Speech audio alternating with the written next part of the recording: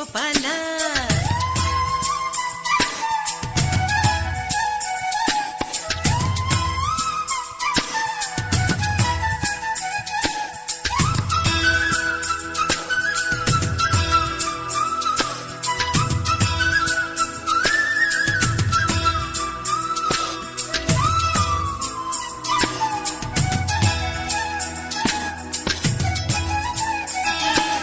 இந்த ஒரு பூவுக்குத்தான் அம்முலு ஏழுமலை தாண்டி வந்தேன்.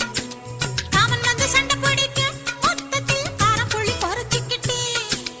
அச்சாரம் போடத்தான் 500 கிலோமீட்டர் வந்தேனே.